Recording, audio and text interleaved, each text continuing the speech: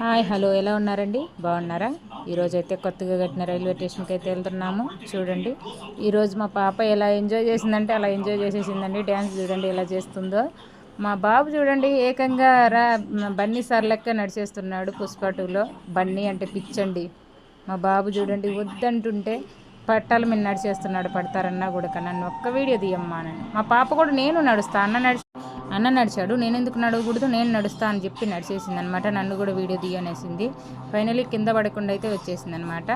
చూడండి ఈ అమ్మాయి పిల్లలే కాదు, నేను కూడా ఎంజాయ్ చేశానండి. మామూలుగా కాదు, రీల్ చేద్దాం అనుకున్నాను కానీ కుదరలేదండి. ఆ గాలికి తీయలేకపోయాను అనమాట. అప్పటికి మా బాబు ఆ 2 వీడియోలైనా తీసాడనమాట. ఎంజాయ్ మామూలుగా చేయలేదండి. పిల్లలే కాదండి, నేను కూడా అసలు అలా ఎంజాయ్ చేసేసాను అనమాట. మా వారైతే లేట్ అయిపోతుంది, రాండి వెళ్దాం, నాకు షాప్ లేట్ అవుతుంది, రాండి వెళ్దామని అరుస్తున్నాడు. కానీ మేమైతే ఎంజాయ్ చేయాల్సిందే అని అంటూ ఆయన అరుస్తూనే ఉన్నాడు, మేము ఎంజాయ్ చేసేస్తూనే ఉన్నామండి. మా ఊరిలో కల్లా హైలైట్ ఏంటి అంటే మాత్రం రైల్వే స్టేషన్ అని ఖచ్చితంగా చెప్పేయగలనండి. అసలు చూడండి ఎలా ఉందో చూడండి. అసలు పైనుంచి చూస్తుంటే అసలు అలా చూడాలనిపిస్తుంది అనమాట. రావాలని అసలు అనిపించలేదు. ఎంజాయ్ అయితే మామూలుగా చేయలేదండి.